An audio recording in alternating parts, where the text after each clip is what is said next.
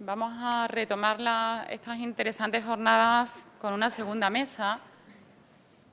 Yo, ante todo, quería agradecer en nombre de la facultad que la organización de la jornada hayan pensado en nosotros y en esta sede para celebrarla.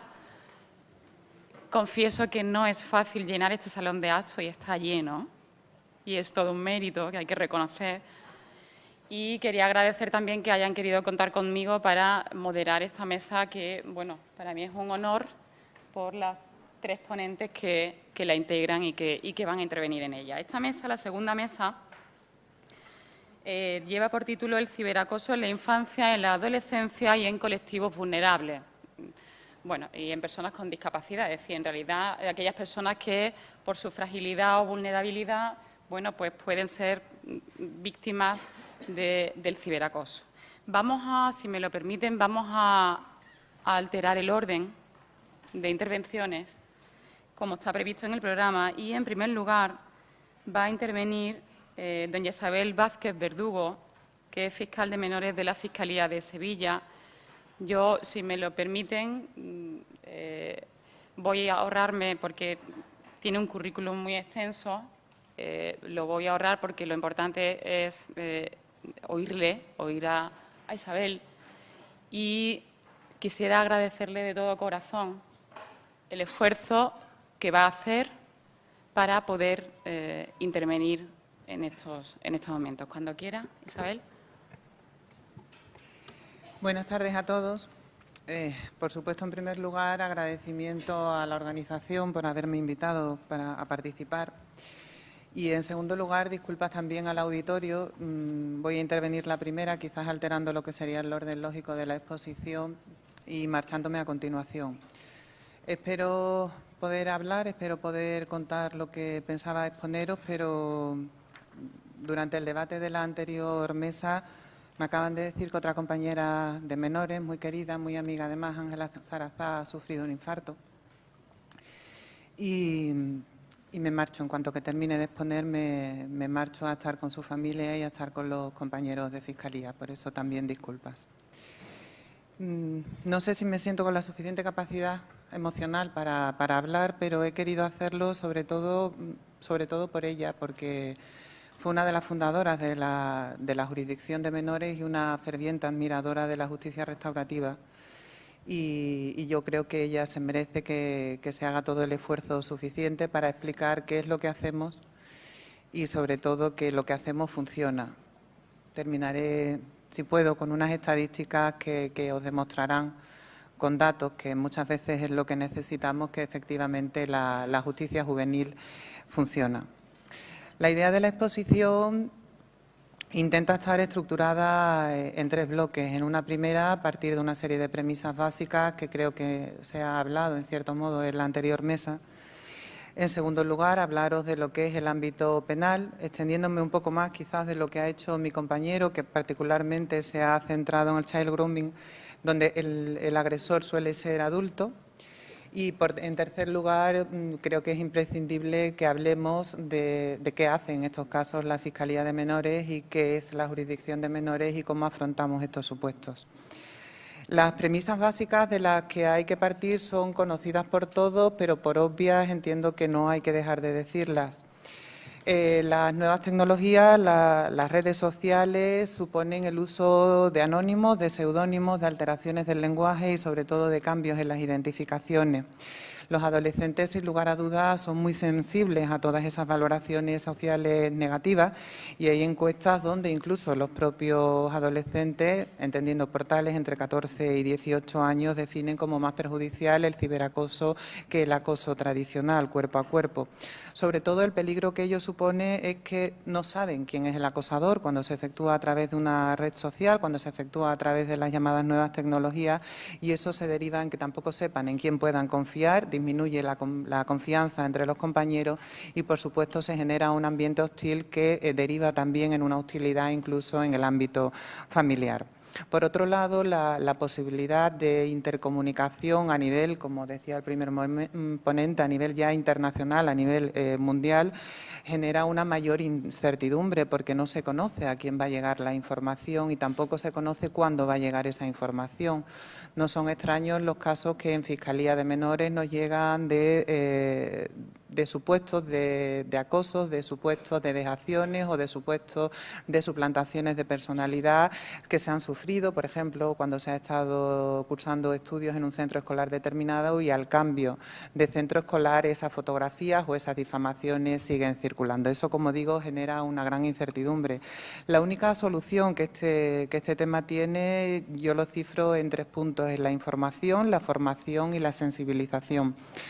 Información de cuáles son los riesgos del uso de las nuevas tecnologías y fomentar sobre todo un uso responsable y un comportamiento cívico entre todos los alumnos, y sobre todo información no a los alumnos en exclusiva, porque es algo en lo que debemos estar implicados todos los colectivos, los profesores, los alumnos y los padres, proporcionando pautas para el uso del Internet y, sobre todo, reforzando las medidas de seguridad.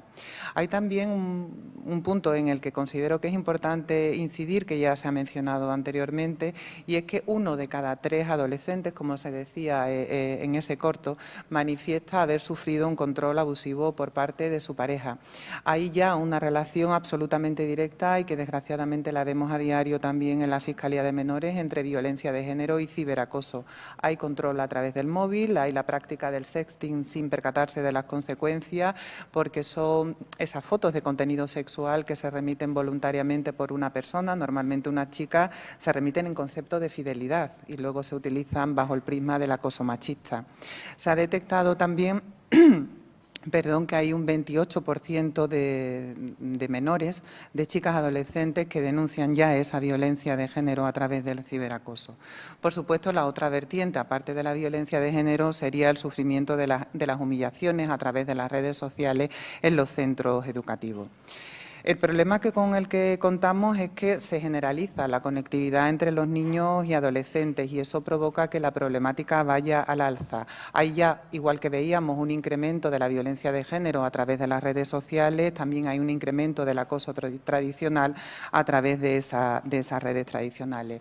Y de ello ya se da cuenta en el informe que del 3 de enero de 2014 hizo el Secretariado General de Naciones Unidas, donde señalaba que la necesidad quizás más urgente en el plano de los menores y adolescentes era abordar la violencia a través de las nuevas tecnologías de la información, analizando cuáles eran las oportunidades para utilizar y analizando también los riesgos. Pero sobre todo de lo que se trata es de detectar y de ser conscientes, y eso también lo vemos a diario en menores, que está emergiendo una generación que basa todo el conocimiento y todo el contacto con las personas a través de las redes sociales. Es su forma de comunicarse y eso lo que requiere no es otra cosa que una serie de políticas sociales, económicas, para que aumenten las competencias de los jóvenes en el uso de las redes sociales y sobre todo en que vean las consecuencias, los riesgos. Es muy fácil conectarse, pero es muy fácil también sufrir daños a consecuencia de esos riesgos y hay que ser consciente de que cuando entras en una red, y voy a llamar red a cualquier tipo de esas nuevas tecnologías, de las TIC, estás dejando tu privacidad al aire y estás exponiendo tu intimidad a todas las personas. ¿Qué supone? Esa exposición de esa intimidad aumenta la vulnerabilidad. ¿Quiénes son los que sufren, las víctimas? Que era un poco el enfoque que quería dar también, los adolescentes, en mi caso concreto. Adolescentes vulnerables van a ser prácticamente todos, pero en particular también todo aquel que es diferente. Y es diferente el que sufre una discapacidad, el que pertenece a una etnia diferente, a una cultura diferente o simplemente tiene una forma de expresarse, de vestir o un rasgo físico que le determina, que le caracteriza. Es curioso también que sean las chicas las que son más a menudo víctimas de acoso, pero también son más a menudo las autoras de los acosos a través de las redes sociales, quizás por las propias características de la forma de manifestar la agresividad que pueda tener la chica sobre el chico. Hay un dato muy preocupante, un dato estadístico muy preocupante que yo creo que sobre todo es preocupante para los padres y en consecuencia para los operadores jurídicos cuando nos llegan a nuestras manos y es que el 76% de los menores de 11 a 14 años utilizan habitualmente a diario todas las redes sociales y las mensajerías instantáneas. Como prácticas abusivas en la red, aparte del child grooming que han hablado antes, tenemos el clásico, el ciberacoso, que se va a producir entre iguales, que implica el uso de esas nuevas tecnologías para realizar una conducta hostil, repetida, deliberada, con la intención de hacer daño a otro. El sexting, que es la difusión o publicación de esas fotografías o ediciones digitales de contenido sexual remitidas voluntariamente por una persona y que derivan normalmente, casi siempre, en presión, en chantaje, en amenaza y, por tanto, en la comisión de tipos delictivos. El happy slapping, que también está dándose en numerosos casos, que es la acción que se realiza en grupo contra una persona, por parte de menores, contra una persona no identificada, contra una persona a la que no conocen de nada, a la que agreden también sin motivo aparente, lo firman con teléfonos móviles y lo difunden a través de las redes sociales.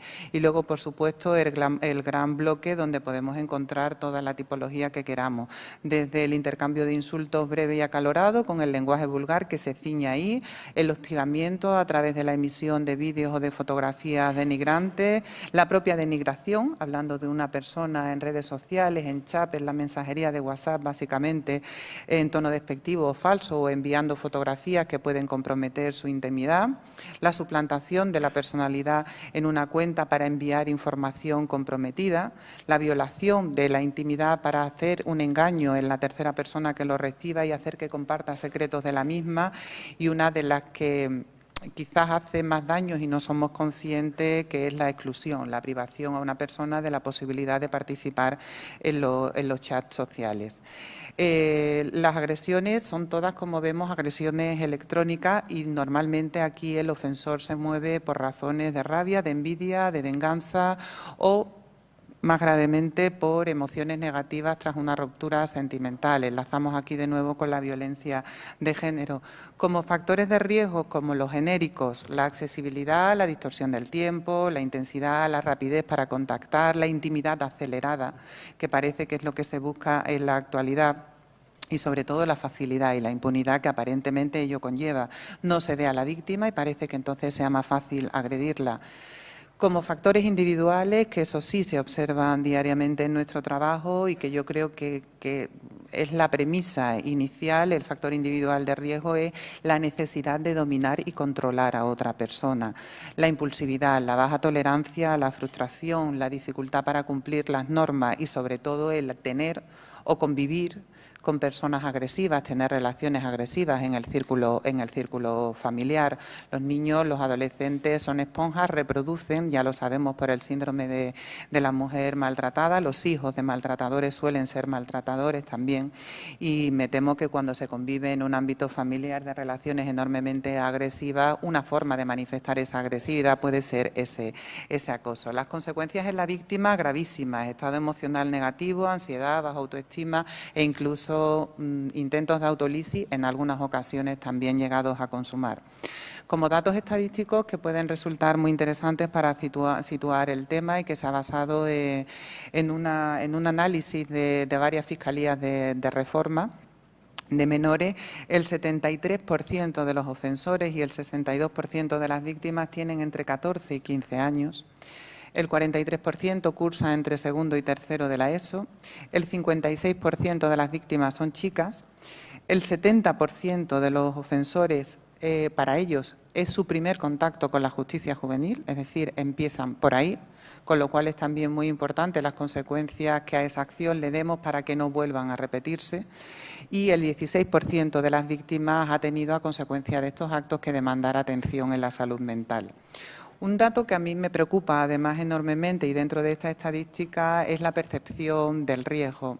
Según un informe de la Delegación para la Violencia de Género, el 58% de los adolescentes no percibe el riesgo. En los casos de ciberacoso, en cualquiera de esas vertientes que yo os he manifestado, pero es que el 28% no considera una conducta de riesgo responder a un mensaje en el que le insultan, el 49% no considera peligroso quedar con alguien al que acaban de conocer, entre comillas, por Internet. El 35% de los chicos tampoco considera peligroso responder a un mensaje en el que le ofrecen algo e incluso el 49% de las chicas no ven ningún riesgo en enviar fotos de contenido sexual. Respecto a los procedimientos, normalmente se van a derivar a lo que llamamos el procedimiento de solución extrajudicial, que luego os explicaré ya más brevemente. El 42% restante, el 48% restante, ya por la mayor gravedad de los hechos, suelen ir a medidas de medio abierto, con libertad vigilada o prestaciones en beneficio de la comunidad. Esas serían todas esas premisas básicas y esos aspectos penales que hay que señalar, pero la pregunta ahora es cómo respondemos penalmente para abordar este conflicto, cómo actuar ante un caso de acoso. En primer lugar está la responsabilidad de los padres y de los cuidadores. Entendiendo por tal también el personal educativo. Un caso de acoso es una situación muy grave en la que primero hay que detectarlo, segundo hay que hablarlo y en tercer lugar si el hecho tiene la suficiente entidad, la suficiente gravedad, ponerlo en conocimiento de las fuerzas y cuerpos de seguridad del Estado o en su caso también de la Fiscalía. Por supuesto, en el grooming siempre la indicación es directamente una denuncia. Pero no podemos olvidar, y con ello quiero entroncar con lo que hacemos en la jurisdicción de menores, que desde el punto de vista judicial y partiendo de una premisa básica, también de un principio básico en el derecho penal, la aplicación del derecho penal es el último paso. Nos regimos por el principio de intervención mínima y por eso antes de poner en marcha la maquinaria judicial hay que actuar y hay que intentar evitar llegar a juicio y sobre todo hay que intentar prevenir esas conductas y llegar a la educación sin que sea esa educación la que le llamamos la cultura de la habitación. El niño no nos preocupamos de él, lo tenemos con el ordenador y no somos conscientes de lo que realizamos. Hay un error muy extendido, yo lo comprendo que muchos padres que se encuentran afectados pueden vernos como la tabla de salvación. Pero el derecho penal es el último recurso al que hay que acudir para solventar las situaciones y solo se debe acudir a ese derecho penal cuando no hay la posibilidad de solucionarlo por otros medios. Los padres tienen una responsabilidad, ya lo dice el 154 del Código Civil, pero también lo dice el artículo 61 de la Ley del Menor, que dice que cuando el responsable de los hechos sea un menor entre 14 y 18 años, será responsable civil solidario los padres y los educadores o los guardadores de hechos, que van a ser los profesores, el centro educativo, durante las horas de estancia en el centro escolar. Las respuestas que les vamos a dar, por supuesto, en cuanto al ciberbullying, ciñéndonos un poco al concepto, a la exposición inicial que entiendo que es mayormente relevante, es que en el ciberbullying la jurisdicción de menores no es diferente a la jurisdicción de mayores. Obviamente contamos con mayores dificultades, pero igual que en mayores, hablo mayores, jurisdicción de mayores, para detectarlo. Cuando tenemos una agresión sexual, testimonio de la víctima, corroboración de su veracidad, la huella psíquica, aquí es diferente. Por lo general sí tenemos que tomar declaración a la víctima, pero obviamente, y más en un delito de estas características tecnológicas, no es suficiente para sostener una condena. Ahí está el artículo 24 de la Constitución, que exige mayores pruebas y exige también la carga de demostrar que efectivamente ese delito se ha cometido. Necesitamos una serie de pruebas, necesitamos una serie de pruebas y de evidencias para corroborar la comisión de ese delito, que se puede englobar en esas figuras del 197 del Código Penal, en la provocación sexual, en el allanamiento informático, la usurpación de identidad o incluso en los delitos de opinión. En cuanto al ámbito penal puro y duro, la denuncia, pero ¿quién tiene que denunciar? Cualquiera que conozca la comisión de un hecho delictivo. Conocéis ya el contenido de los artículos 259 y siguientes de la Ley de Enjuiciamiento Criminal. La denuncia la podemos llevar a cabo bien ante la policía, bien ante el juzgado de guardia o ante el fiscal de menores. Las pruebas van a ser básicamente en esto la declaración de la víctima y, por supuesto, las evidencias electrónicas. La evidencia es cualquier dato que pueda ser utilizado para demostrar la veracidad de un hecho. La evidencia electrónica es cuando esos datos se encuentran en unos formatos electrónicos que permiten archivarlo y reproducirlo. Una cosa también de la que hay que partir es que es diferente la validez de las pruebas y otra la posibilidad para producir la convicción judicial. No todas las pruebas nos van a servir para dictar una sentencia condenatoria. En el ámbito concreto de los delitos tecnológicos tendremos que utilizar muchas veces más base, aparte de las propias que nos pueda aportar la víctima, que normalmente lo que nos trae a Fiscalía es el ordenador o el teléfono móvil. Mire, esto es lo que me ha escrito.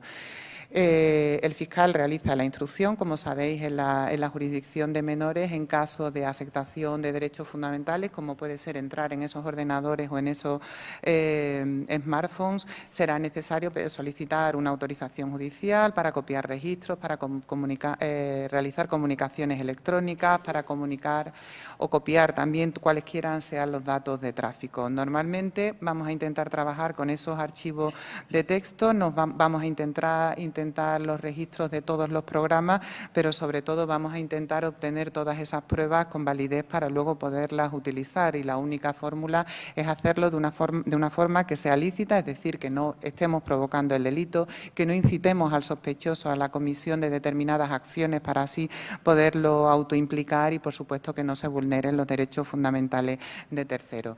Una vez que tenemos presentada en esa denuncia, entraríamos en lo que es puro y duro el trabajo de la Fiscalía de Menores. Como ya os he anticipado, la jurisdicción de mayores instruye el juez de instrucción, la Fiscalía en la jurisdicción de menores es absolutamente distinto.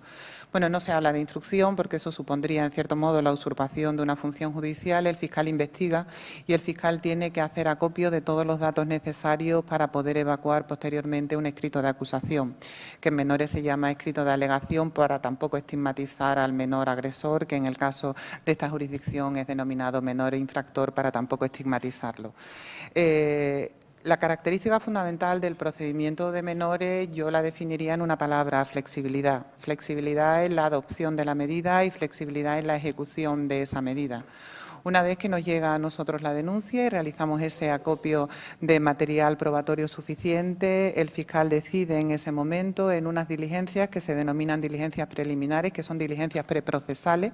No estamos todavía en un expediente de reforma y no estamos todavía en un expediente en el que haya ya intervención de acusaciones particulares o incluso del propio juez de menores.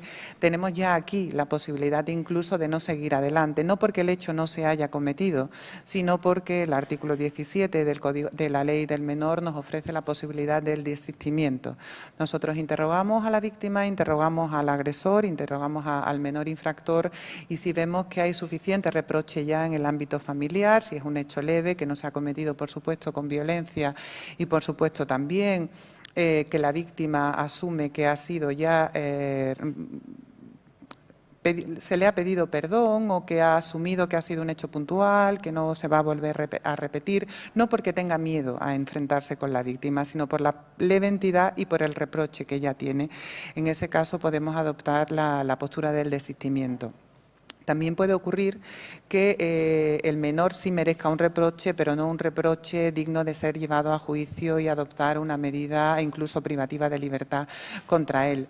En estos casos, cuando la víctima muestra su disposición a hablar con el agresor, con el menor infractor, y sobre todo cuando tiene necesidad de saber por qué han ocurrido las cosas, incluso cómo puede evitar que vuelvan a ocurrir, y sobre todo el agresor reconoce que lo ha hecho, muestra su arrepentimiento y muestra su voluntad de participar en un proceso de conciliación, seguimos en esa fase en que aún no nos vamos a juicio, porque la ley nos ofrece la posibilidad a través del artículo 19 de la solución extrajudicial, donde vamos a derivar en un primer lugar al menor infractor para que sea analizado y sea evaluado por los expertos, por psicólogos, por trabajadores sociales, por educadores. Va a ver por qué lo ha hecho, pero sobre todo va a intentar arbitrar un sistema para que no vuelva a ocurrir. Una vez que tenemos esa premisa sentada, porque si no seguimos el procedimiento normal, si el equipo de soluciones extrajudiciales nos dice, pues mire, a usted le ha dicho que se ha arrepentido, arrepentido, pero era un poco como para salir de fiscalía y esto no tenía solución. Hablan también con la víctima y normalmente los delitos de ciberacoso lo que logramos es esa conciliación entre víctima y la verdad es que se nota un consuelo y se nota sobre todo el haber entendido por qué me ha pasado esto a mí. No me ha pasado porque sea peor persona, no me ha pasado porque soy diferente, sino porque esta persona tenía una serie de problemas y ha decidido solucionarlos a través de la vía del ataque. Por último, podemos decidir que ninguna de esas dos soluciones es factible porque el menor, a través del informe que nos realizan los equipos técnicos adscritos a la Fiscalía, que igualmente están compuestos por trabajadores sociales, por psicólogos y por educadores, nos trazan, no tanto por la gravedad del hecho delictivo, nos trazan un perfil del menor, un perfil psicosocial, familiar, de salud, que hace necesaria una intervención de mayor intensidad. Y entonces es cuando decidimos ir a juicio para no otra cosa que adoptar esa medida de mayor contención, como os digo. Normalmente los casos de ciberacoso intentamos, salvo por supuesto casos de mucha gravedad, por ejemplo los que os decía de grabar a un individuo desconocido, darle una paliza, que lo habréis visto en muchísimas noticias en la tele, esos parece que merecen quizás una medida de internamiento, u otros supuestos donde no hay un acoso puntual, sino que el acoso de verbal deriva ya en unas agresiones e incluso la víctima tiene una afectación psicológica gravísima. Como digo, hay la posibilidad de adoptar otra serie de medidas. Normalmente, en los casos de ciberacoso, las medidas de medio abierto. Salvo que entendamos que también sufren una serie de patologías mentales, básicamente todo lo que es el íter que señala el artículo 20 del Código Penal, en cuyo caso vamos a ir a un internamiento terapéutico, es decir, cuando no está en plenitud de sus facultades mentales o por una intoxicación por drogas o de cualquier otra índole, un internamiento terapéutico para su curación realmente o bien un tratamiento ambulatorio. Fuera de esos casos, las medidas de medio abierto, básicamente libertad vigilada, tareas socioeducativas y prestaciones en beneficio de la comunidad. Es el artículo 7 de la Ley del Menor y con esto termino, la que nos va a decir qué medida ha de ser adoptada respecto de cada menor. Sin límite, sin vernos influenciados por el hecho, por la tipificación del hecho, solamente con la limitación de los artículos 8 a 10, es decir, solamente en casos de agresiones sexuales, de homicidio y de asesinato, si procede el internamiento imperativamente, internamiento además en régimen cerrado. Fuera de esos casos, para cualquier menor, pueden adoptarse cualquiera de las medidas que os voy a exponer a continuación, atendiendo a ese perfil que nos ha sido trazado por el equipo técnico y, por supuesto, a por lo que nosotros hemos podido observar con el interrogatorio directo y también, por supuesto, no olvidando nunca a la víctima y la necesidad de respuesta que ha de dársele a la víctima, porque si no estaríamos con una mayor victimización de la misma. En primer lugar, sería ese internamiento en régimen cerrado, donde todas las actividades se van a realizar dentro del centro. En segundo lugar, el régimen semiabierto, donde las personas realizan actividades dentro del centro, duermen en él, pero pueden realizar algunas de ellas fuera. En régimen abierto, donde las personas realizan todas las actividades fuera del centro de internamiento, pero sí duermen en él. El internamiento terapéutico, que es el de que os hablaba anteriormente. La asistencia a un centro de día, que es una fórmula fantástica, escasamente utilizada y que estamos intentando fomentar.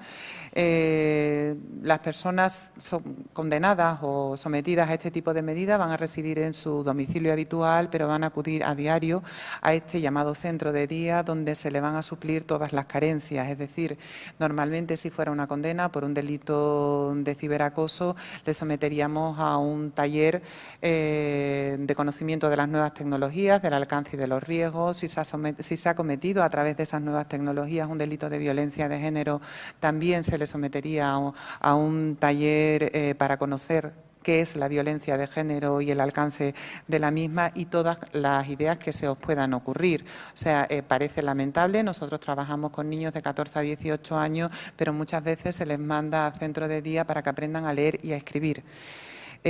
Otra medida que se utiliza más escasamente es la permanencia a fin de semana.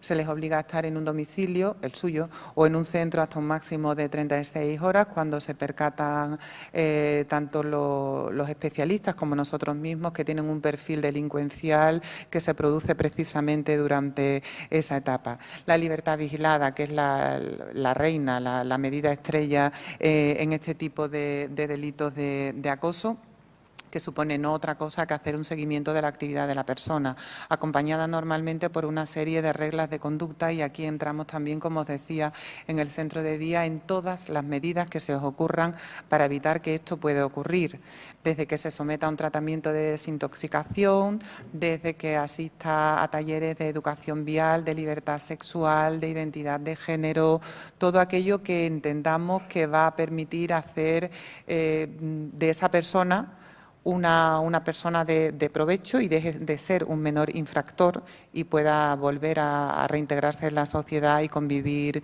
cotidianamente con todo el mundo sin cometer hechos delictivos. Por supuesto, las prohibiciones de aproximaciones o comunicaciones con la víctima y una figura que es especialmente utilizada no tanto en los casos de ciberacoso, porque estos niños, estos adolescentes tienen un perfil diferente, pero sí en los delitos de maltrato y en los delitos de violencia de género, y es la convivencia con otra familia o grupo educativo. Son una especie de centros, son casas realmente con 8 o 10 personas donde se les acostumbra a convivir en familia, se les educa. Quizás todas esas carencias que han tenido en su propia familia y que han derivado en la comisión de estos hechos delictivos se le intentan suplir. Las prestaciones en beneficio de la comunidad también son muy utilizadas en la materia del ciberacoso y supone realizar actividades de contenido social y básicamente en relación con personas en situación de precariedad. La realización de tareas socioeducativas también puede ser muy útil en materia de ciberacoso, porque lo que supone que la persona, el menor infractor, no está sometido a una libertad vigilada, pero sí tiene que asistir a unas clases, a un control educativo, sobre todo para facilitarle y aumentarle sus habilidades sociales. Y aumentar sus habilidades sociales significa ayudarle a convivir con la colectividad, y a convivir con la colectividad se hace sin agredir, sin lesionar, sin insultar y, por tanto, sin cometer un hecho delictivo. Para la elección de estas medidas valoramos todos los datos que tenemos, la única limitación que os decía de esos delitos de mayor gravedad y nunca la imposición de más de 2 de la misma naturaleza. Y concluyo ya con una referencia a la última estadística que tenemos del Sistema Integral de Medio Abierto, que entró en vigor, entró en funcionamiento en Sevilla el año pasado, y en el segundo semestre de 2013 ellos llevan todo lo que es medio abierto: libertad vigilada, prestaciones en beneficio de la comunidad, tratamiento ambulatorio de salud mental y drogadicción, tareas socioeducativas y permanencia en fin de semana, sobre todo para que os hagáis una idea del perfil de menor infractor con el que trabajamos. Se incoaron 637 expedientes, 338 ya estaban finalizados a 31 de diciembre y el 90% lo había cumplido de forma positiva. La mayoría eran condenados a libertad vigilada, con un dato que realmente yo creo que puede ser susceptible de análisis o de debate. La proporción es de 120 chicos condenados a libertad vigilada frente a 20 chicas condenadas a libertad vigilada. La mayoría son españoles, un 96%, y la franja de edad mayoritaria, 16-17 años, en torno al 60%. Además de los robos, de las lesiones y de los delitos de violencia familiar y de género, que están incrementándose de forma realmente alarmante, están también, y no miento si digo que cada día en Fiscalía de Menores de Sevilla pueden entrar 2 o 3 asuntos de estos, los delitos de acoso en sus distintas vertientes. Y para terminar con un dato de esperanza, y es que solamente el 3% de las medidas que se han impuesto han sido quebrantadas. Muchas gracias.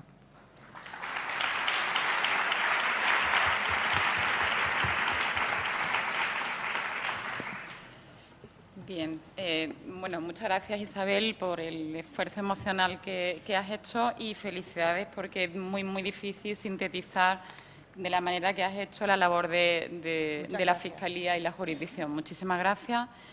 Y vamos a pasar a la siguiente ponencia. En esta materia hay muchas disciplinas que están interrelacionadas. Nos acaban de dar el teclado aquí.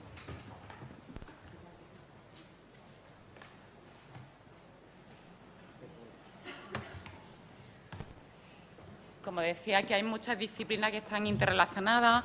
Isabel nos ha dado la óptica o la perspectiva jurídica y ahora pasamos a otra óptica o visión que es también importantísima en esta materia de ciberacoso, que va a estar de la mano de Lola Mojarro Prásedes, que es profesora, bueno, es médico psiquiatra, es profesora titular de psiquiatría y se dedica a la docencia clínica e investigación en el campo de la psiquiatría infantil y del adolescente. La ponencia a cargo de Lola se titula Ciberacoso en niños y adolescentes, factores de riesgo y consecuencias. Cuando quieras, Lola. De acuerdo. Buenas tardes y muchas gracias. Agradezco enormemente la invitación a estas jornadas sobre un tema tan interesante sobre cómo es el ciberacoso en los niños y los adolescentes, porque en la práctica clínica, evidentemente, cada día vemos más niños con problemas psiquiátricos, con psicopatología, como consecuencia de conductas de bullying o de ciberbullying, cada vez más tanto en niños como en niñas.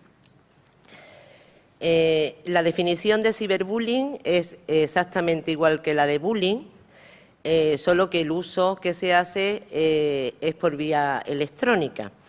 De cualquier manera, los criterios que se siguen, que son los mismos, los de ciberbullying que los de bullying, la repetitividad, la intencionalidad y el desequilibrio de poder, no está tan claro en el ciberacoso como en el acoso en el ámbito escolar. No está tan claro porque criterios como, por ejemplo, la repetitividad, no sería necesario el ser continuado para poderse considerar un ciberacoso, ya que hay conductas como, por ejemplo, la difusión de un vídeo comprometido, que simplemente con que se difunda una vez ya de por sí constituye un gran drama para la persona a la que se le ha hecho ese acoso. Es peligroso, aunque mucha gente dice, bueno, es igual el bullying que el ciberbullying, solo que el medio es distinto. No, no es igual, porque es mucho más dramático, es mucho más peligroso y las consecuencias son mucho mayores. ¿Por qué son mayores las consecuencias? Pues porque hay un anonimato por parte del acosador que puede provocar hasta despersonalización en la víctima. Hay una desinhibición en la persona que acosa a nivel online y además no tiene miedo ni al castigo porque no se sabe quién es anónimo y además lo hace ante una gran audiencia, mucho mayor de lo que puede ser el acosar en un medio escolar, en una clase. Hay una flexibilidad de identidad. La víctima, por otra parte, tiene una gran incertidumbre, les genera esas conductas mucha desconfianza y le puede llevar esa desconfianza en niveles más extremos a tener hasta conductas autorreferenciales o conductas incluso sintomatología en el plano paranoide. El hecho también de que no haya señales físicas, el acosador no percibe cómo está la persona acosada, hace que siga con esas conductas. Y sigue con esas conductas totalmente desinhibidas, agresivas, impulsivas. Por otra parte, la víctima se siente que se invade su espacio privado, el más íntimo de cada uno. Por ello es especialmente duro y también porque lo vive en solitario, porque lo mismo que el acoso escolar es percibido por amigos, compañeros y no siempre, pero algunas veces hasta por los profesores, en el acoso a nivel electrónico, muchas veces la mayoría solo lo sabe la persona que lo vive y lo vive en solitario, por lo tanto es mucho más duro, es mucho más peligroso en el plano de la generación, la génesis de psicopatología y de síntomas y además no se puede defender. O sea, su ira no sabe si a quién va dirigida, mientras que en el acoso escolar sí sabe quién la acosa y sabe a dónde tiene que dirigir esa ira, esa cólera que tiene. No se puede justificar en el acoso escolar, sí se podría justificar en algunos casos, bueno, justificar o entender, podríamos decir, porque bueno, en un momento dado el chico está acalorado y hace una conducta determinada, aquí no hay un acaloramiento, evidentemente hay una planificación en el ciberacoso y además esa planificación es muy fría y contacta o se relaciona claramente con el término que nosotros utilizamos muchas veces en este grupo de sujetos, que es la empatía, una falta de empatía. Evidentemente, de empatía tanto afectiva como cognitiva, que está en muchos de estos sujetos que acosan, obviamente, tanto el acoso escolar como el acoso en esta vía. Olweus, que es uno de los que más ha estudiado, de las personas con más conocimiento sobre este tema, y estudió una muestra muy amplia en Estados Unidos, haciendo un seguimiento de 2007 a 2010, él señalaba que, bueno, que tampoco era tan grande, que había mucha alarma, que el ciberacoso estaba aumentando muchísimo, pero que tampoco era tan grande el aumento del ciberacoso. Bueno, pues evidentemente hay más acoso escolar que ciber, pero el simple hecho que haya un porcentaje de un 5, de un 6, de un 7% ya hace que sea lo suficientemente grave y lo suficientemente importante por las repercusiones que tiene en los niños. En cuanto a víctimas, en cuanto a acosadores, sucede exactamente lo mismo, aunque parece que hay un aumento en los últimos años. Probablemente, si se mira a nivel de edad, que es lo que vamos a hacer luego, veremos cómo los que son acosadores escolares pasan a ser ciberacosadores, y eso es lo que más puede preocupar. Los tipos de bullying, pues si separamos ya chicos-chicas, pues vemos que hay acosos tradicionales donde generalmente son más frecuentes en los niños, mientras, como por ejemplo el físico, el verbal puede ser más en varones que en mujeres. Sin embargo, hay otros que son más frecuentes en cuanto a las víctimas, más frecuentes en las chicas que en los chicos. Los rumores, la extensión de rumores, el difamar, la exclusión y el ciber. La prevalencia que se establece es muy amplia y muy variable. Estudios de metaanálisis, que son los que tienen más fiabilidad, como el de Van Gil, de 34 estudios, hablan de una prevalencia del 9 al 25%. Si vemos algunos estudios, yo he señalado aquí algunos más de este año, pues vemos cómo se contradice, son cifras muy dispares unas de otras.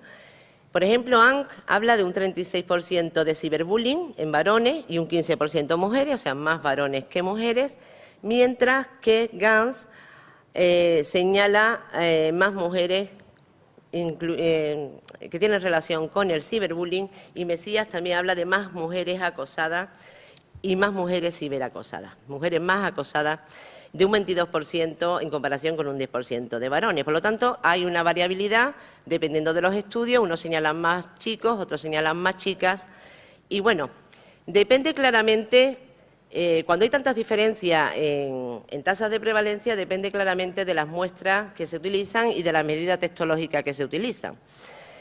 Pues, ¿cuál es uno de los problemas? Pues uno de los problemas es que no todos los estudios señalan el mismo tiempo. Unos hablan los 3 últimos meses, los 6 últimos meses, los 12 últimos meses, y otros que no incluyen todos los tipos de bullying, solo un tipo de bullying determinado. Por lo tanto, no es extraño que haya diferencia. Sí está claro que el pico más alto está en la media adolescencia, y también hay diferencias según países, incluso haciendo la misma metodología, o sea, el mismo diseño metodológico en distintos países, pues puede haber diferencia entre unos países y otros.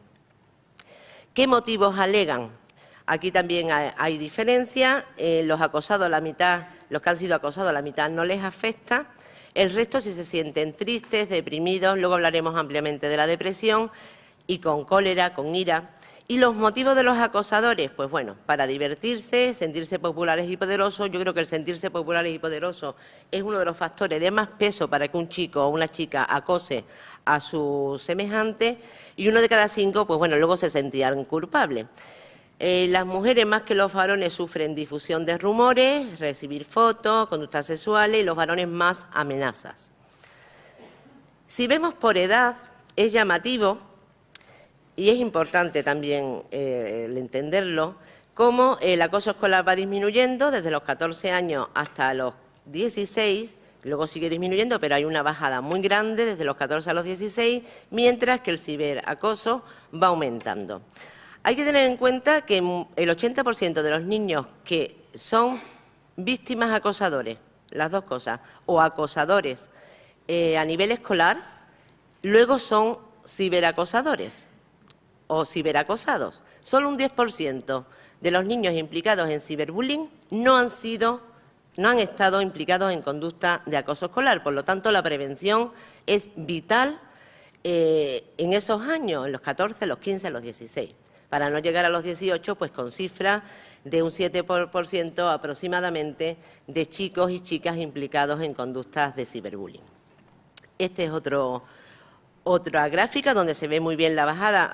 Grado, está puesto por grados porque es un estudio fuera de España. El grado octavo es segundo de la ESO, prácticamente. La prevalencia según el sexo. Bueno, pues lo mismo que en el bullying escolar no hay tanta diferencia en cuanto a los estudios. Casi todos señalan los varones más frecuentes, tanto perpetradores como víctimas.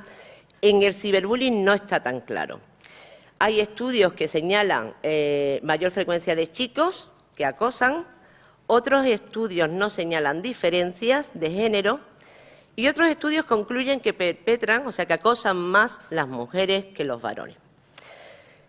Si nos vamos al tipo de agresividad que tiene el chico y la chica, sabemos que son distintas. Los que llevamos muchos años estudiando y tratando en clínica los trastornos de conducta y los trastornos disociales, y siempre se nos ha hablado de la gran cantidad de las prevalencias tan altísimas en varones de trastornos disociales y de niñas tan pocas, cuando se estudia otros tipos de agresividades, que no es la que se ve, la agresividad manifiesta, y se estudia agresividad encubierta, agresividad relacional, se ve que las niñas suben las prevalencias considerablemente. Por lo tanto, no es extraño que pueda haber más mujeres que varones que puedan ser acosadoras a nivel del espacio, del ciberespacio, porque es un medio para ellas idóneo porque es una agresividad relacional encubierta que no se ve. Sin embargo, los estudios son contradictorios unos con otros en cuanto a prevalencia. En cuanto a víctimas, unos no encuentran diferencia entre chicos y chicas y otros sí señalan que las mujeres son más víctimas que los varones. En este trabajo se ve que la mujer es un porcentaje más alto en cuanto a víctimas de ciberbullying y también de bullying. En este otro estudio también se ve porcentajes más altos tanto en bullying como en ciberbullying en las chicas más que en los chicos. En cuanto a los rumores, la extensión de rumores, el difamar y todo ello, se ve también porcentajes más altos en las chicas que en los hombres. Y el contenido sexual, esto no son 10 o 11 años, es 10º grado o 11º grado. Se ve también que hay más conductas en las mujeres que han sido ciberacosadas. Y preguntas sobre el sexo exactamente igual. ¿Qué factores de riesgo? Muchos lo ha señalado mi compañera de mesa. Las mujeres pueden llegar a ser más acosadoras, pero también más víctimas. El contagio social es un factor de riesgo, claro, para el acosador. Porque no podemos olvidar que la víctima no es solo la víctima que vemos, la víctima también es el que acosa. La justificación de la violencia se da más en el acosador como factor de riesgo, el justificar, este me ha hecho tal cosa, como venganza, me la cobro, vamos. Familias monoparentales en un plano más social y el incremento de popularidad, eso se da frecuentemente en el acosador, en la víctima por supuesto nada. El acosador, ese incremento, ese querer ser popular, querer ser el guay, querer ser el que le siguen todos los compañeros, todos los amigos, el chulito del grupo y, bueno, eso se ve tanto en el acoso escolar como en el ciberacoso. Otros factores de riesgo, el tener una enfermedad crónica, ya sea física, ya sea psíquica. A nivel psíquico, que es lo que más me compete, evidentemente la víctima, más el niño que tiene un trastorno determinado, como por ejemplo los niños con cuadros de síndrome de Asperger, son muy víctimas, muchos son víctimas de acoso, tanto escolar como no escolar. Y en el caso, por ejemplo, de los niños con trastornos hiperactivos, muchos son víctimas y luego terminan siendo acosadores. Son esos cuadros mixtos de víctima-acosador que luego veremos que tienen la misma patología que los que son solo víctimas. La apariencia física, bueno, pues en un mundo donde todo tiene que ser cuadriculado y donde el culto a la belleza es horroroso, no encuentro la palabra ya para... Pues evidentemente la obesidad, el sobrepeso es una de las causas más frecuentes y en consulta se ve continuamente la niña acosada porque tiene un poquito, no que esté rellenita, sino simplemente porque no está caquética. Por lo tanto, es uno de los factores de riesgo más importantes. Esa apariencia física, ese sobrepeso, principalmente dentro de la apariencia física. La impulsividad, que la tienen tanto las víctimas como los acosados, y que quien tiene más impulsividad son, curiosamente, los acosadores víctimas o acosadores, después la víctima y después los que no tienen nada que ver. Otros factores de riesgo, el tener más problemas de salud, los que tienen más síntomas depresivos de base antes de tienen más factor de riesgo de ser tanto acosador como víctima, el uso de sustancias y, por supuesto, los acosadores, esa disminución de empatía afectiva y cognitiva. Esa disminución de empatía que se ve en muchos niños, adolescentes, por supuesto adultos ni hablamos, y que es la que hace que no se sienta el sufrimiento del otro, no se haga suyo y que, bueno, que ven que la profesora se cae y se hace daño y solo pueden soltar una carcajada y que ven que un chico está sufriendo o una chica y que está excluido del grupo en el colegio o fuera del colegio y les da exactamente igual, ni sufren ni padecen. ¿Qué cuadros psicopatológicos, qué síntomas son los que están más relacionados con el ciberacoso? Hay síntomas somáticos, como los problemas de sueño, las áreas abdominales, mucha disminución de autoestima, pero lo que más son preocupantes son los síntomas depresivos, que pueden llegar en muchos casos a las ideas, a la planificación, incluso a la tentativa de suicidio. Casos populares hemos visto en los medios más de uno. Los trastornos de ansiedad, la sintomatología ansiosa y los síntomas psicóticos. Señalo ese trabajo del 2009 porque es llamativo el acoso en niños de 8 a 10 años, cómo puede doblar el riesgo a que posteriormente aparezcan una sintomatología psicótica con toda la envergadura y perjuicio que puede tener unos síntomas psicóticos en la adolescencia. Y si es crónico, ese acoso puede quintuplicar esa sintomatología psicótica. Siempre, claro, cuando lees el trabajo dice, claro, ¿habría antecedentes familiares? No, se quita todo lo que son adversidades, se excluyen las variables confounding, todas las que son adversidad familiar, CI bajo, tratamientos previos, etcétera. Otros cuadros, la hiperactividad, que ya he comentado que puede ser, se da tanto en el acosado como en el acosador, los problemas de conducta, el consumo de alcohol y el consumo de tabaco. Si nos centramos en la depresión, en los síntomas depresivos, el no ser aceptado por el grupo continuamente y el ser victimizado durante unos años hace que un chico o una chica tenga aislamiento, síntomas emocionales, síntomas de conducta, baja autoestima, bajo rendimiento académico. Hay chicos que son brillantes a nivel académico y en un momento dado disminuye ese rendimiento magnífico y nosotros siempre decimos que un cuadro depresivo hay seguro y a veces ese cuadro depresivo es consecuencia de un acoso a nivel escolar o a nivel de Internet. Por lo tanto, los síntomas depresivos están ahí. Ese es el trabajo de Perren del 2010, donde compara dos muestras, una muestra suiza y una muestra australiana. Y donde, pues bueno, tanto tienen síntomas depresivos las víctimas y acosados como las víctimas. Ibarra, en el 2004, también habla de un porcentaje muy alto con sintomatología depresiva, incluso trastornos depresivos mayores, según criterios diagnósticos internacionales.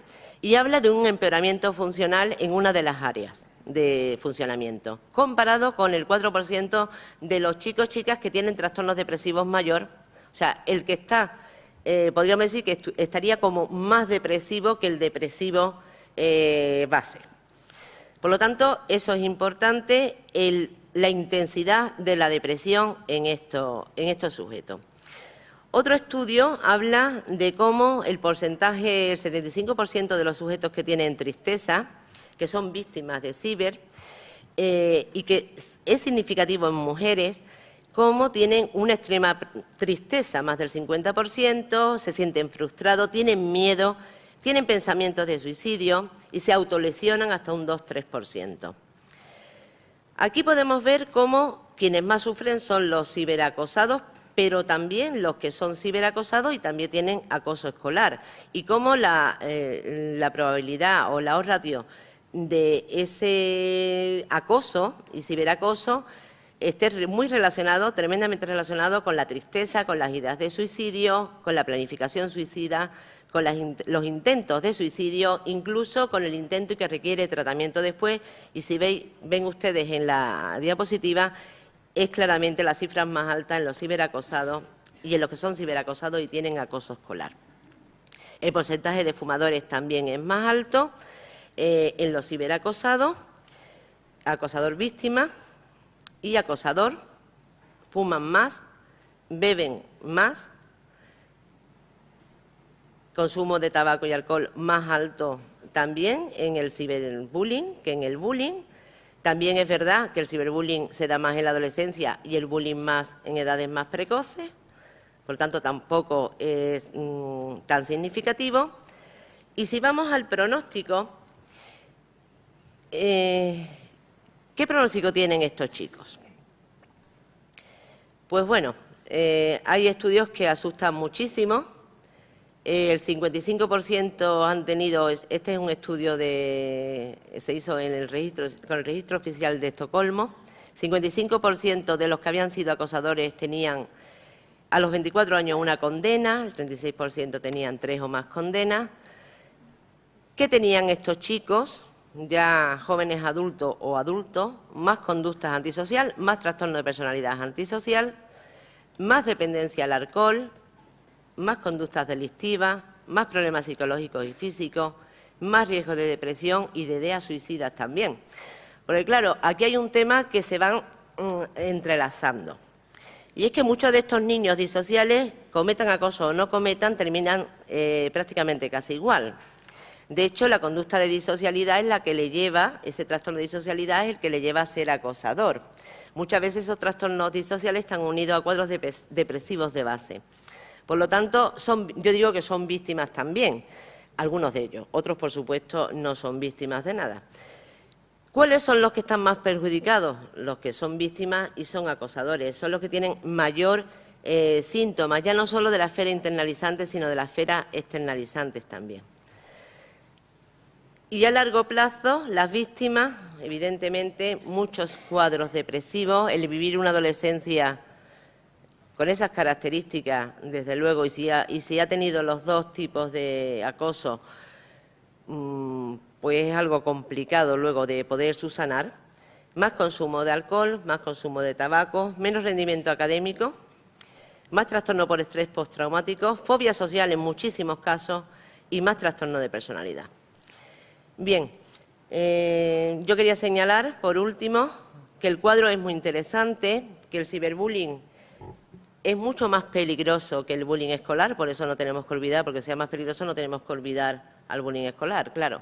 Que la mayoría de los que son acosadores escolares terminan siendo acosadores por estos medios electrónicos,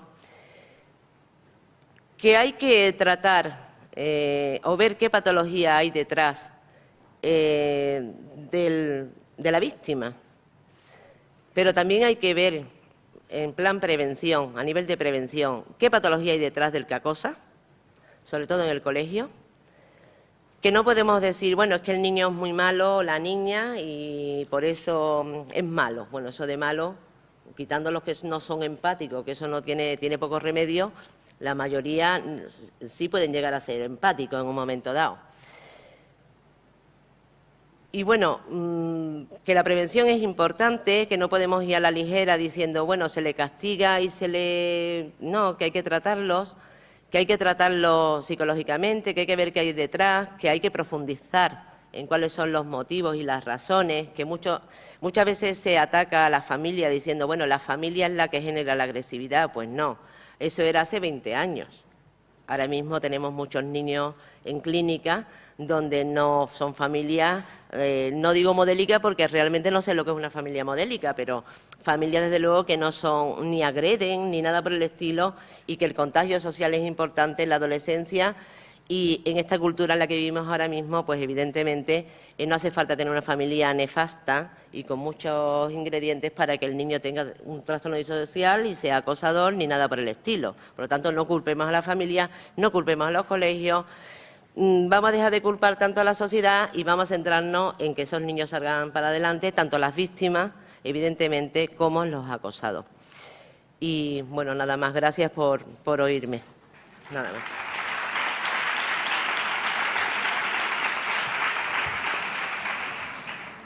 Yo ya me quedo aquí, ¿no? Espérate que voy a quitar esto.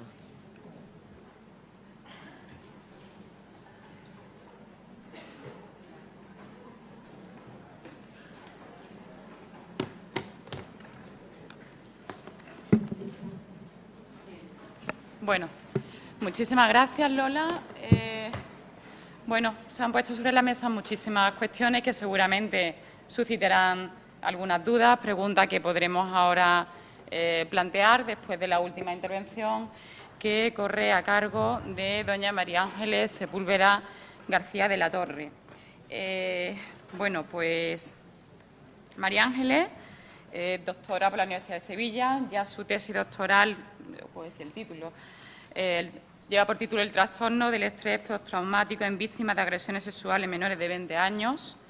Es médica forense, fue durante los años 2008 a 2012 jefa de la Unidad de Coordinación para la Violencia sobre la Mujer y, bueno, tiene un extenso currículum, ha recibido numerosos galardones, entre ellos el Premio a la Mujer Sevillana Trayectoria Profesional 2012 y una, bueno, actividad docente y un gran compromiso. Es fundadora, y no quería que se me pasara, y coordinadora de la asociación AMUBI. Y, bueno, sin más, tiene la palabra. El título de la intervención es Ciberacoso en colectivos de especial vulnerabilidad, personas discapacitadas y tercera edad. Gracias. Buenas tardes. Muchas gracias por la presentación. Muchas gracias por la invitación. Enhorabuena, directora general, por esta jornada. Y muchas gracias de verdad a Virginia por su trabajo y por invitarme aquí a venir. Cuando comentamos que íbamos a hablar de los colectivos de especial vulnerabilidad, sobre todo de personas con discapacidad, nos preguntamos, yo por lo menos llevo reflexionando, ¿cómo navega por Internet para buscar ayuda, como antes se ha comentado, ¿no? ¿Cómo navegaría por Internet una persona ciega? ¿Cómo responde al móvil una persona, por ejemplo, no oyente? La verdad es que las nuevas tecnologías, ya se ha comentado aquí, y no voy a extenderme mucho porque tengo muy poquito tiempo, pero ¿hasta qué punto es un factor de normalización no solamente en la vida de las personas con discapacidad, romper aislamiento, ayudar a la formación, permitirnos que podamos estar en dos sitios a la vez? De hecho, hay muchas personas que están siguiendo esta jornada a través de las redes, también enhorabuena por ello. Es un factor de normalización, de romper barreras, pero también es un factor de exclusión. Desde luego, ¿qué voy a deciros de la brecha digital si yo estoy inmersa en ella?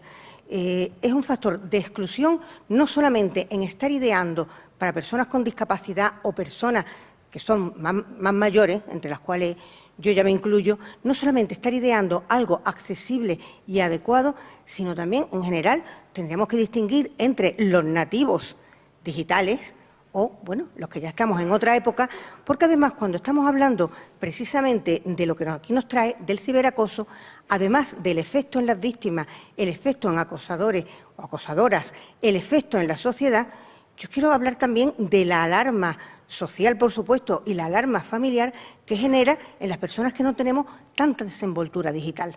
Porque es que además del desconocimiento de los hechos, es que es un desconocimiento de no saber con qué nos estamos manejando. Yo el ciberacoso, como además dice el título de esta jornada, es una violencia de género. Vamos a tratar el ciberacoso como violencia de género y que se centra en las más vulnerables. Por tanto, tendríamos que empezar a hablar qué es vulnerabilidad. Vulnerabilidad, según la Real Academia, riesgo de ser herida o de ser herido, y la vulnerabilidad en esta ponencia la vamos a tratar como riesgo de victimización. Claro, ¿qué personas pueden ser victimizadas? Cualquiera, evidentemente. Pero ¿quién tiene, digamos, más papeleta, más riesgo? Pues todas aquellas que están en una situación de desventaja o de discriminación, debido a factores endógenos y exógenos. Factores personales, sexo, edad, tener algún tipo de limitación, de discapacidad, factores situacionales, por ejemplo, la economía, en un mal momento económico o en un mal momento personal, ¿no? A lo mejor pérdidas cercanas, y, por supuesto, factores sociales que son de los más importantes, ya que la sociedad también victimizamos a todas las personas y mucho más a las que son más vulnerables. Ahora mismo, más que la expresión vulnerabilidad, se está empezando a hablar de debilidad en recursos, porque verdaderamente vulnerabilidad ya estamos etiquetando, ¿no? Ya estamos estigmatizando. Entonces sería, en estos casos, el ciberacoso o el abuso, un abuso de debilidad de aquellas personas que no tienen tantos recursos de afrontamiento, de lucha o simplemente de comprender lo que les está ocurriendo. Por su situación personal, hemos dicho la edad, desde luego las personas de mayor edad y las personas las más pequeñas, y desde luego aquí llamamos la atención el sexo femenino, pero por género, la diferencia de género.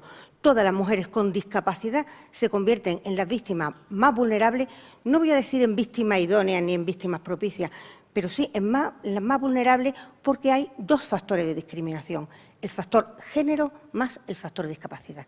Igualmente ocurre, como vamos a ver después, con las mujeres más mayores.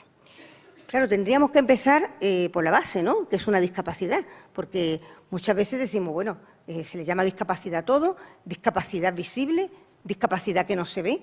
Yo en el rato que he estado aquí arriba he estado mirando y no he visto a ninguna persona que tenga una discapacidad visible, pero posiblemente, no voy a decir todas, pero casi todas las que están aquí, tengamos algún tipo de déficit.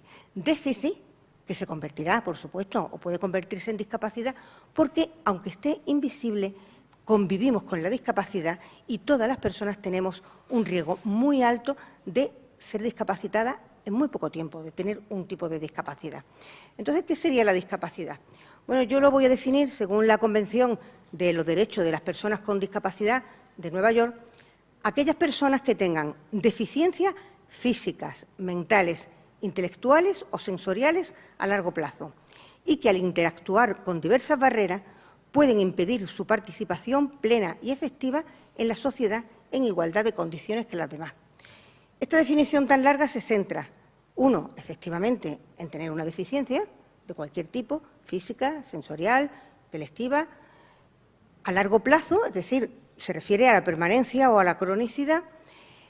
El factor importante, la capacidad que genera la deficiencia o las limitaciones, es decir, que impiden, ¿no?, la participación plena y efectiva en la sociedad, en el entorno, y además, ¿debido a qué? A barreras. Por utilizar también otra definición, tanto la relacionada con la Organización Mundial de la Salud como con la Clasificación Internacional del Funcionamiento para los casos de discapacidad y las medidas de salud, vamos a tener en cuenta que la discapacidad es un término genérico, ¿no? O sea, vamos a quitarnos de la cabeza pues siempre la silla de ruedas, la persona invidente, no, es un término genérico y engloba múltiples tipos de deficiencias.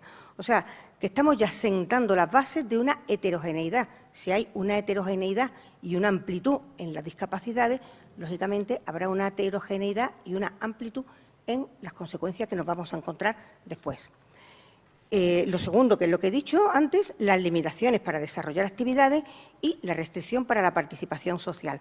O sea, que estamos hablando de un concepto multifactorial y dinámico. Y la discapacidad, insisto, nos la da la interacción con el ambiente, las barreras que se ponen a las personas con capacidades diferentes.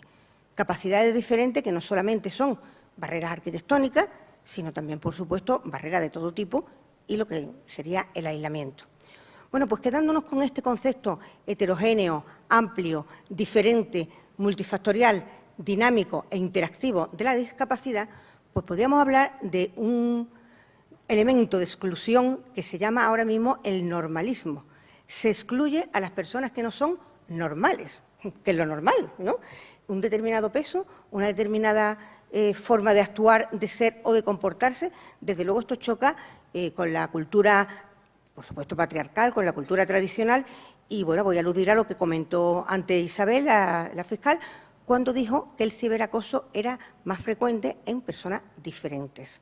Efectivamente, las personas con una discapacidad se ven, ante todo, discriminadas por el llamado normalismo, porque no ya se trata de estar debajo ni menos, sino solamente funcionar de manera diferente. Bueno, y aquí hablaríamos también otro concepto, ¿no?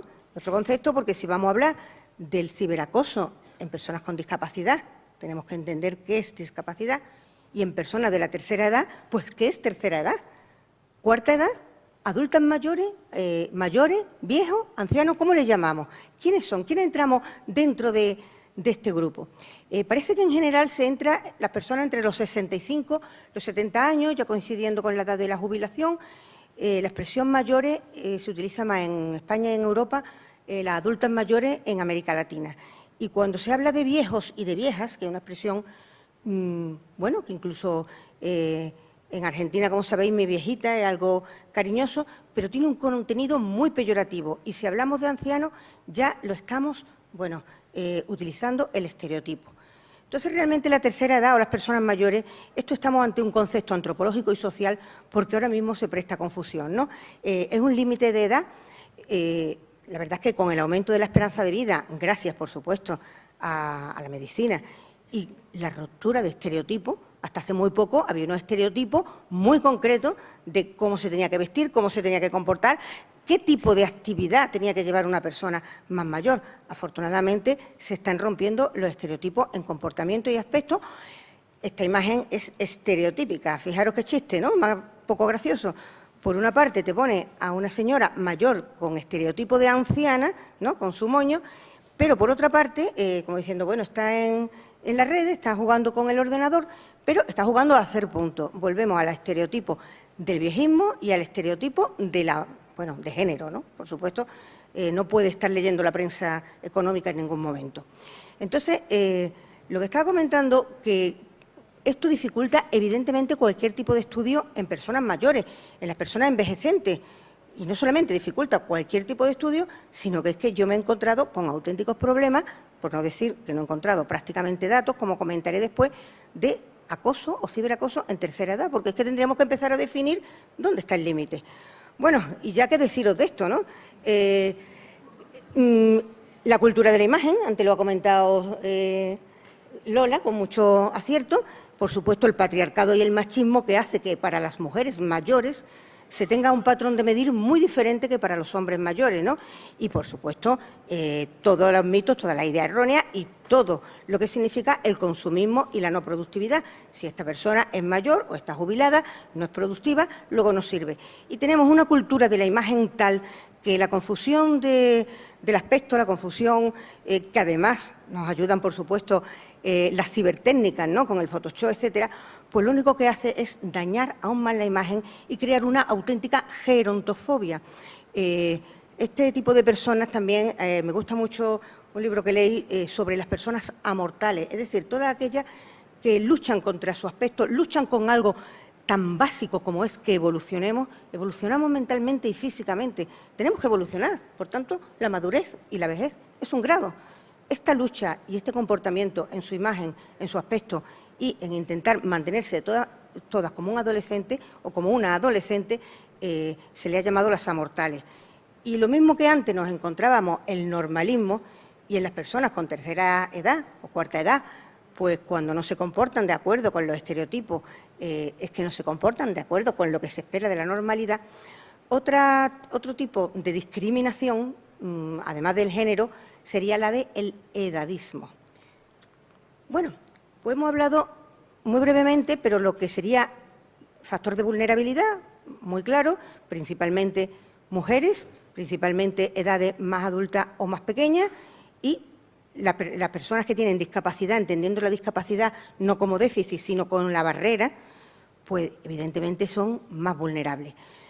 Antes dije que no encontraba estudios, y me he hartado de buscar, sobre ciberacoso, ciberbullying, etcétera, en personas con estas características, en mayores o en personas con discapacidad.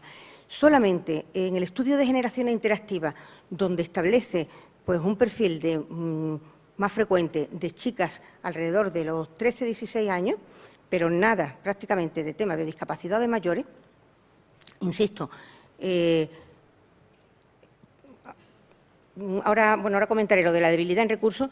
Solamente en este estudio de generación interactiva he encontrado los únicos datos objetivos, no datos solamente que salgan de la experiencia o del conocimiento general, que sería la probabilidad de sufrir ciberbullying, ya un estudio hecho, es 50% mayor para mujeres con discapacidad.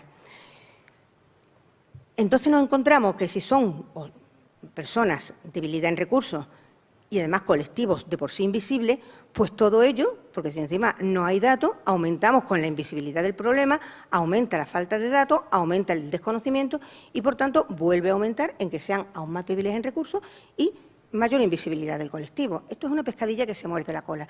Yo, desde luego, de las estadísticas, insisto, ya si alguien las tiene me encantaría, pero de riesgo de ciberacoso en personas con discapacidad, en personas mayores, no he encontrado estadísticas con estudios reglados más que este que comento. Sí hemos encontrado de algunos estudios personales que hemos hecho en la asociación AMUVI, en un programa que hemos realizado de formación a profesionales en atención a mujeres víctimas de ciberbullying y ciberacoso a personas con discapacidad. Y lo que vemos que son más vulnerables las personas que tienen cualquier tipo de déficit intelectivo, las más frecuentes, el grooming, pero sobre todo la difusión de escenas sexuales. Las personas con menos recursos intelectivos y sobre todo si están en situaciones más límites que no son tanto percibidas su capacidad, o sí lo son, pues evidentemente cuando hay una situación de sexting o cuando se graba una escena de sexo, pues son, digamos, más vulnerables o más propicias a que se difundan en las redes. Y quiero llamar la atención un tipo de acoso o un tipo de delito que sufren sobre todo las mujeres mayores, y los hombres también, los fraudes y las estafas. El uso de las nuevas tecnologías, de las TIC, pues los fraudes y las estafas, por supuesto, productos de belleza, productos para la salud, venta de seguros y algo que me ha llamado mucho la atención, porque en esto se han encontrado estudios, seguros y ventas de entierro. Hay una cantidad, claro, se ve que es la zona probable, pues ahí están. Bueno, pues si hablamos de factores de vulnerabilidad, además de los endógenos, ¿no?, de la edad, del género, de la discapacidad, de la deficiencia o los déficits que puedan generar una persona mayor. Muchas personas mayores tienen déficit, muchas personas mayores tienen discapacidad. Insisto, no todas las personas con déficit son discapacitadas. Si hablamos de factores de vulnerabilidad exógenos, nos encontramos con las barreras. Barreras para no denunciar. ¿Barreras de qué tipo? Barreras que sobre todo van a hacer que el problema continúe invisible y que este tema que está aquí parezca que las personas con discapacidad o las personas mayores, esto no le ocurre. Y entonces nos encontramos primero una gran dificultad, una barrera para reconocerse como víctimas o para evitar el problema. Muchas veces también puede ocurrir que ignoren el alcance de lo que les sucede, por sus propios déficits cognitivos, por su déficit intelectivo, por falta de formación o por lo que aquí se ha tratado. No hace falta tener una discapacidad o una cierta edad. Es que la mayoría de las personas que son ciberacosadores o ciberacosadoras o cibervíctimas no saben que lo están siendo o no se reconocen como víctimas. Insistimos en la falta de formación y de información y, por supuesto, en una menor autoestima. Si ya se ha referido como factor de riesgo y, por supuesto, también como consecuencia, todas las personas que se ven doblemente discriminadas pues tienen aún una menor autoestima y, además, tenemos que contar en su falta de confianza en sus recursos y, además, en la devaluación que se sienten de su propia imagen. Yo aquí quiero hacer una llamada con las mujeres con discapacidad. Veréis, si ellas ven su propia imagen devaluada en los roles pues, que tienen que desempeñar, a lo mejor como esposas, como madres, como chicas, a lo mejor simplemente como estudiantes, estamos en esa cultura de la imagen, pues aún más incide en su autoestima, en su dificultad, en su vergüenza y en su miedo. Al hablar de la vergüenza, esto también viene de la experiencia de los estudios que hemos realizado, encontramos que la vergüenza viene mucho de la participación, he puesto entre comillas, en las redes sociales. Pues las mujeres más mayores que cambian su perfil. El otro día, comentando con una amiga, me dice, no, es que yo me he puesto, ella maneja mucho pues los grupos para conocer gente, ¿no? Y dice, no, yo me he puesto 48 años. Y digo, ¿por qué? Si ya tienes 50. 50 justo, ¿no? Le da un grado. Y dice, no, porque automáticamente entro en otro decenio. Entonces, no solamente a nivel de estudio, sino a nivel de consideración. Cuando una persona participa, entre comillas, cambiando su perfil, que es decir, de una chica o una mujer con una discapacidad que no dice nada de su discapacidad, pues si después sufre acoso, sexting, aún más vergüenza porque ella, en cierta manera, ha participado. Ella se ha prestado a esto, lo cual genera aún más prejuicio contra ella. El miedo, por supuesto, y en el miedo destaco no solamente el miedo habitual, ¿no?, a la amenaza, sino a prescindir o a que se le controle la TIC, que muchas veces para estas personas son el enlace que tienen con una vida exterior o con una vida de relación. Por tanto, aumentaría el aislamiento. Y en las personas mayores, si es propio de las personas mayores tener temor y tener sensación de duelo, el miedo es aún mayor porque la sensación de pérdida de las TIC, de las relaciones, del enfado de la familia o el temor hacia lo que le pueda ocurrir aún es mayor. Entonces, cuando hablamos de personas especialmente vulnerables, no solamente lo son en cuanto al factor de riesgo de ser victimizada, sino especialmente vulnerables porque su propia debilidad o su propia vulnerabilidad va a incidir en las consecuencias psicológicas, emocionales o en sus propias secuelas de lo que después le suceda.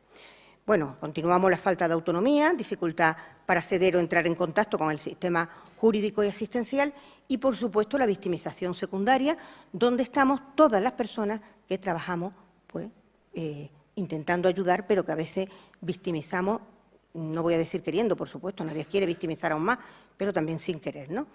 Victimizamos muchas veces, y esta es la principal barrera, a través de los mitos y prejuicios que son aún más factores de vulnerabilidad. No me voy a extender mucho porque coinciden con cualquier tipo de mito o de prejuicio que se tenga en el ciberacoso con los que se tienen con cualquier persona con discapacidad o con cualquier, sobre todo con las mujeres, evidentemente, o mayores. La mercancía dañada, o sea, que cómo se considera que esta persona, bueno, parece que nos resulta más increíble, ¿no? ¿Quién va a querer hacerle un sexting a esta persona? ¿Quién va a querer grabarla en una actitud sexual? Pues puede sorprender que muchas veces las personas no solamente son ciberacosadas sin saber su discapacidad, sino que por su discapacidad, no solamente por su vulnerabilidad, sino a veces por el morbo que engendran. Y no tenéis más que entrar en las redes, bueno, poniendo palabras más fuertes, haciendo el amor con viejas, madura, gorda y viejas, personas con... Todo esto encontramos una red de morbo alrededor que lo hace que en este tema esta mercancía dañada o defectuosa, en algunos casos, valga el doble, sobre todo si se va a comerciar con esto. Muchas personas también piensan que son insensibles al dolor, tienen, desgraciadamente, menor credibilidad y a ello contribuye la tardanza en la denuncia y los hechos son provocados y buscados por la propia víctima. A veces se tiene el error o la creencia de que por su propia discapacidad o por la edad se tiene un erotismo compulsivo que tiene que desahogarse en las redes, ¿no? Eso es otro mito que, bueno, no digo que alguien no lo tenga, ¿no? Pero evidentemente, sí, no te preocupes, evidentemente también significa un tabú y un mito. Y, por supuesto, el contrario, el tabú sexual, ¿no? Los efectos de la victimización se han dicho ya por mi antecesora, se han hablado extensamente por Lola, y yo lo que voy a decir simplemente es que añadimos los efectos de la discapacidad y los efectos, por supuesto, de la vejez. Va a depender de las características personales de la víctima, pero de las circunstancias, del entorno familiar, pero sobre todo hay una gran heterogeneidad, como comenté antes, en la forma y en el momento de presentarse los síntomas.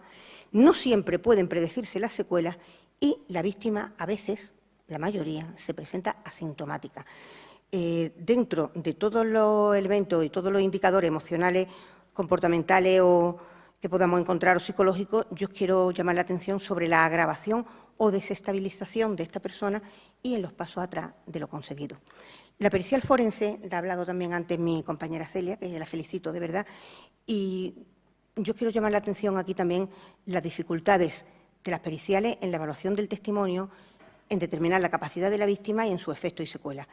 La complejidad, no solamente por las indicaciones, los indicadores, por lo poco objetivables que son, por el testimonio. Son personas que a veces tienen menor comunicación, menos capacidad de atención y, desde luego, las médicas forenses, los médicos, al igual que el resto de los profesionales, debemos de evitar los estereotipos del testimonio y también debemos de evitar pensar que una persona, por el hecho de ser mayor o tener una capacidad, ya tiene un trastorno psiquiátrico, ¿no? Estamos en un momento de la psiquiatrización de la vida cotidiana y yo quiero pedir que tampoco hay que psiquiatrizar todos los comportamientos. Por tanto, y termino con esto, la prevención o el final, además de la formación, de ampliar estudios y de mayor conocimiento, la importancia tan enorme que tienen las TIC, pues lo que haríamos sería minimizar riesgos y maximizar oportunidades. Así de sencillo, ¿no? La prevención se basa en una correcta y accesible información para todas y todos, eliminando barreras sociales que sustentan la discapacidad y dificultan el envejecimiento activo. Las TIC son y deben ser una herramienta óptima para la normalización y también para la prevención de abusos y situaciones de malos tratos, nunca el objeto del mismo. Muchas gracias.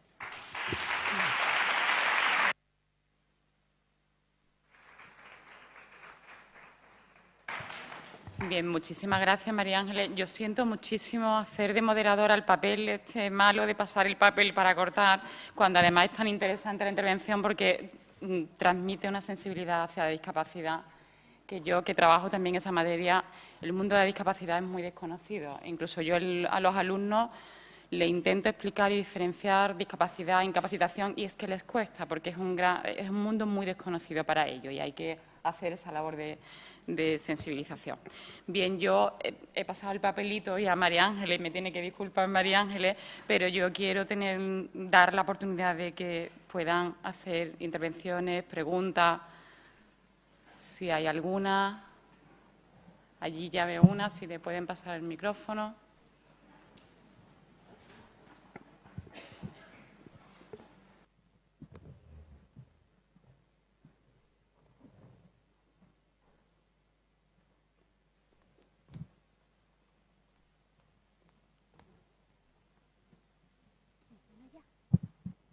Hola, buenas tardes. Enhorabuena. Mi comentario es o mi pregunta, doña Isabel Velázquez, que entiendo que se ha tenido que marchar. Soy Marta Rubio, terapeuta del programa de víctimas menores de aquí de Sevilla. Me ha parecido entender en su intervención que si cuando hay un chico que ha realizado ciberacoso, si hay una intención de pedir perdón, de arrepentirse, de no volverlo a cometer, se archiva y no se tiene en cuenta. Me gustaría que se tuviera en cuenta el proceso terapéutico que lleva que el adolescente denuncie. Me gustaría que se tuviera en cuenta que cuando dejamos a esa chica indefensa porque no se ha tenido en cuenta su denuncia, en qué papel la dejamos, y me gustaría que se supiera que nosotros animamos a denunciar y que después nos quedamos en una situación de no saber qué decirles a estas chicas cuando se archiva, porque hay una fase de arrepentimiento, cuando además ya se ha demostrado que en todo maltrato hay una fase de arrepentimiento y de luna de miel, que después hay otra agresión. Gracias.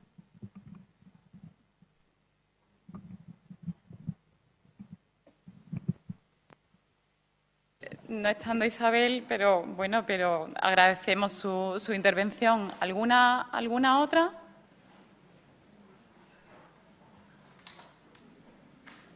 Esto es como en clase, que cuesta, en clase cuesta que levanten la mano para preguntar. Seguro que hay alguna pregunta, alguna. Sí, es mala hora, sí, eso sí, la hora. No hay ninguna intervención, ninguna pregunta, las dos ponentes.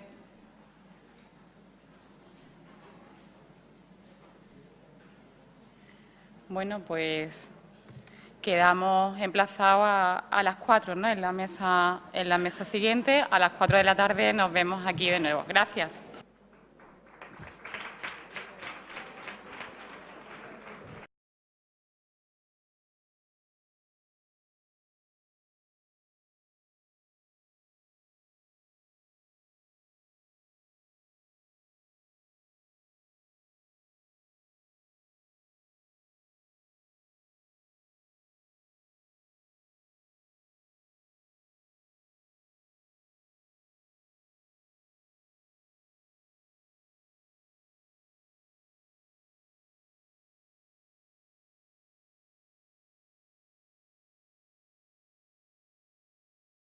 Vamos a retomar estas interesantes jornadas con una segunda mesa. Yo, ante todo, quería agradecer en nombre de la facultad que la organización de la jornada hayan pensado en nosotros y en esta sede para celebrarla. Confieso que no es fácil llenar este salón de actos y está lleno, y es todo un mérito que hay que reconocer. Y quería agradecer también que hayan querido contar conmigo para moderar esta mesa que, bueno, para mí es un honor por las tres ponentes que la integran y que van a intervenir en ella. Esta mesa, la segunda mesa, lleva por título el ciberacoso en la infancia, en la adolescencia y en colectivos vulnerables. Bueno, y en personas con discapacidad, es decir, en realidad aquellas personas que por su fragilidad o vulnerabilidad, bueno, pues pueden ser víctimas del ciberacoso. Vamos a, si me lo permiten, vamos a alterar el orden de intervenciones como está previsto en el programa y, en primer lugar, va a intervenir doña Isabel Vázquez Verdugo, que es fiscal de menores de la Fiscalía de Sevilla. Yo, si me lo permiten, voy a ahorrarme, porque tiene un currículum muy extenso, lo voy a ahorrar porque lo importante es oír a Isabel. Y quisiera agradecerle de todo corazón el esfuerzo que va a hacer para poder intervenir en estos momentos. Cuando quiera, Isabel. Buenas tardes a todos. Por supuesto, en primer lugar, agradecimiento a la organización por haberme invitado a participar. Y, en segundo lugar, disculpas también al auditorio. Voy a intervenir la primera, quizás alterando lo que sería el orden lógico de la exposición y marchándome a continuación. Espero poder hablar, espero poder contar lo que pensaba exponeros, pero durante el debate de la anterior mesa me acaban de decir que otra compañera de menores, muy querida, muy amiga además, Ángela Zarazá, ha sufrido un infarto. Y me marcho, en cuanto que termine de exponer, me marcho a estar con su familia y a estar con los compañeros de Fiscalía. Por eso también disculpas. No sé si me siento con la suficiente capacidad emocional para hablar, pero he querido hacerlo sobre todo por ella, porque fue una de las fundadoras de la jurisdicción de menores y una ferviente admiradora de alumnos y los padres, proporcionando pautas para el uso del Internet y, sobre todo, reforzando las medidas de seguridad. Hay también un punto en el que considero que es importante incidir, que ya se ha mencionado anteriormente, y es que 1 de cada 3 adolescentes, como se decía en ese corto, manifiesta haber sufrido un control abusivo por parte de su pareja. Hay ya una relación absolutamente directa y que desgraciadamente la vemos a diario también en la Fiscalía de Menores entre violencia de género y ciberacoso.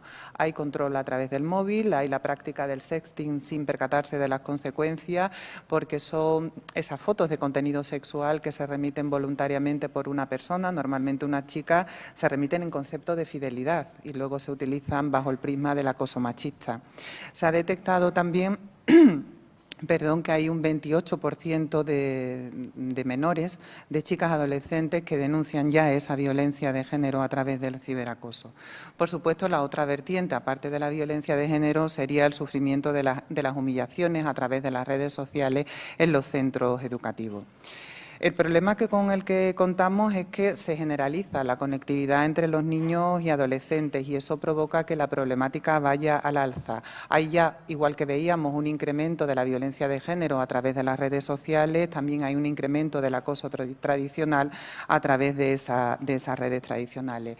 Y de ello ya se da cuenta en el informe que del 3 de enero de 2014 hizo el Secretariado General de Naciones Unidas, donde señalaba que la necesidad quizás más urgente en el plano de los menores y adolescentes era abordar la violencia a través de las nuevas tecnologías de la información, analizando cuáles eran las oportunidades para utilizar y analizando también los riesgos.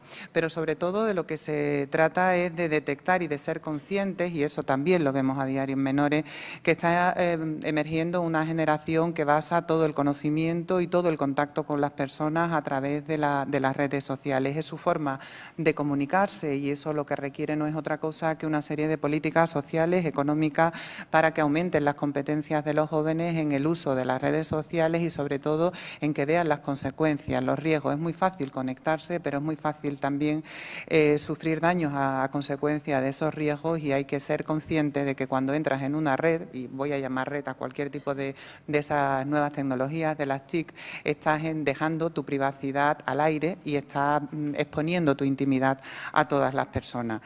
que supone esa exposición de esa intimidad, aumenta la vulnerabilidad. ¿Quiénes son los que sufren, las víctimas? Que era un poco el enfoque que quería dar también, los adolescentes, en mi caso concreto.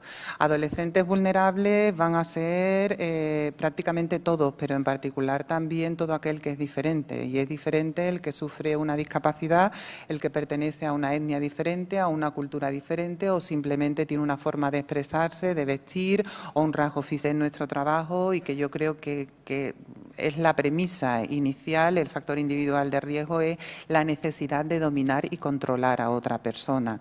La impulsividad, la baja tolerancia a la frustración, la dificultad para cumplir las normas y sobre todo el tener o convivir con personas agresivas, tener relaciones agresivas en el círculo familiar.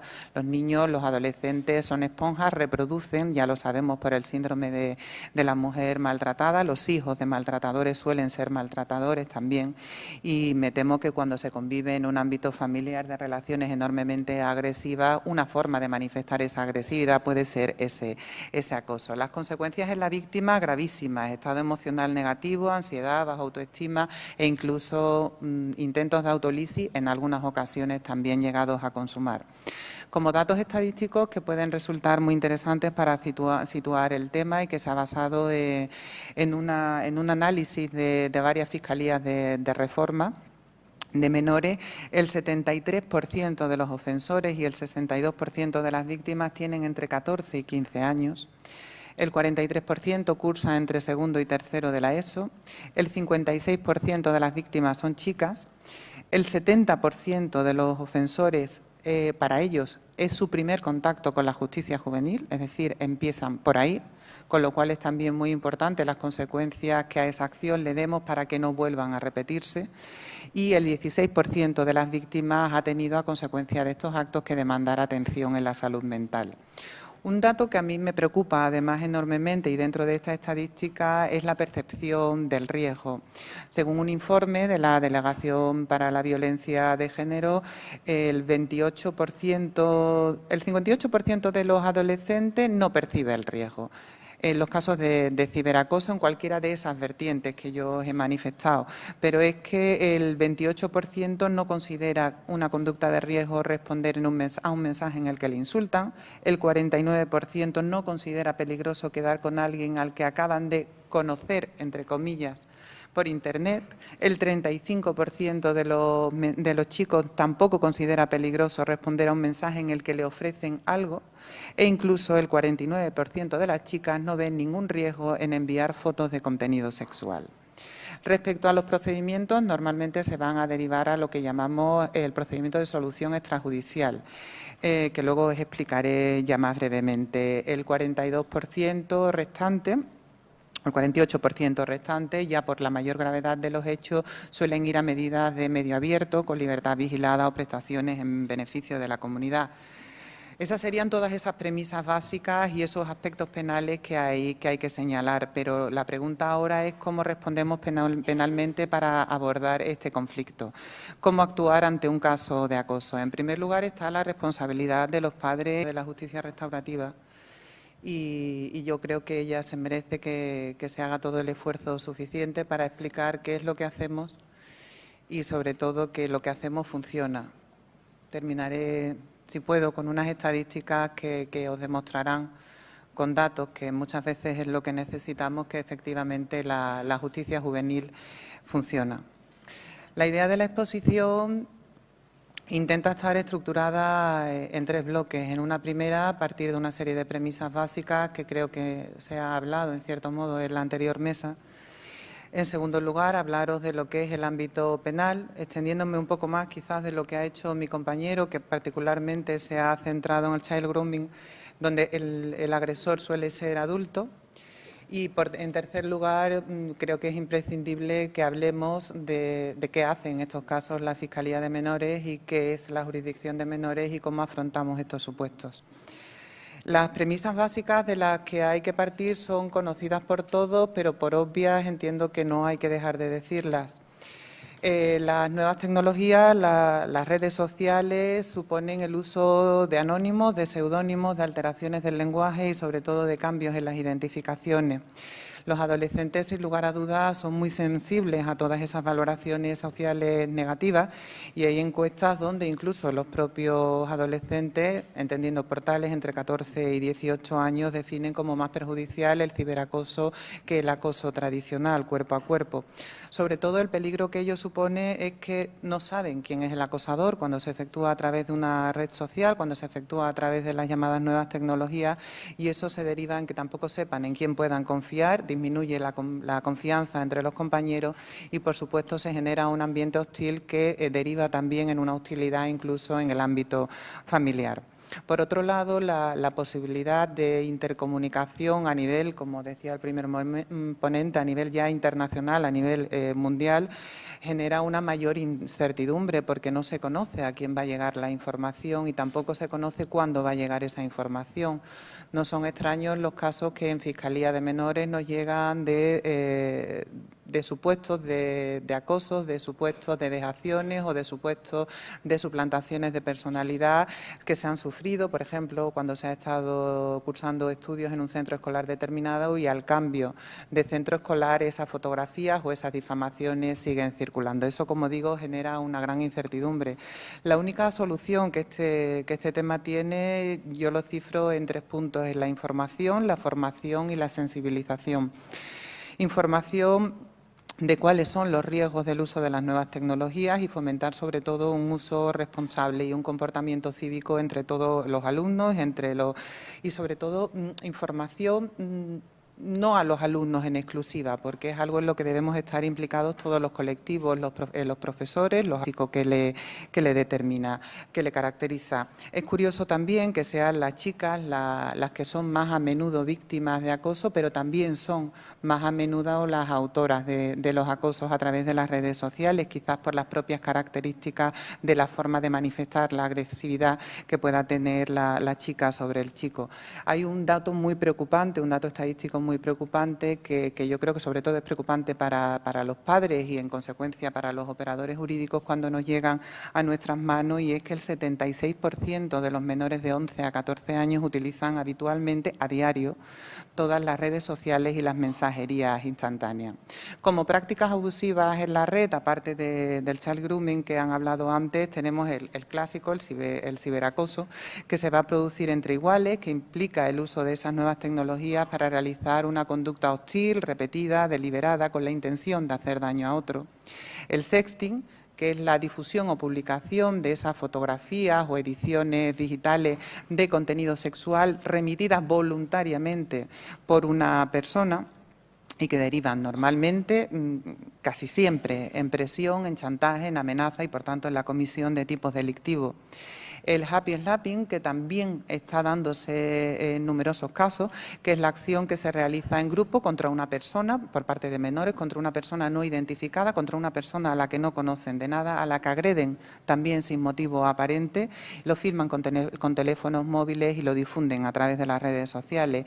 Y luego, por supuesto, el gran bloque donde podemos encontrar toda la tipología que queramos, desde el intercambio de insultos breve y acalorado con el lenguaje vulgar que se ciña ahí, el hostigamiento a través de la emisión de vídeos o de fotografías denigrantes, la propia denigración, hablando de una persona en redes sociales, en chat, en la mensajería de WhatsApp, básicamente en tono despectivo o falso, o enviando fotografías que pueden comprometer su intimidad, la suplantación de la personalidad en una cuenta para enviar información comprometida, la violación de la intimidad para hacer un engaño en la tercera persona que lo reciba y hacer que comparta secretos de la misma, y una de las que quizás hace más daños y no somos conscientes, que es la exclusión, la privación a una persona de la posibilidad de participar en los chats sociales.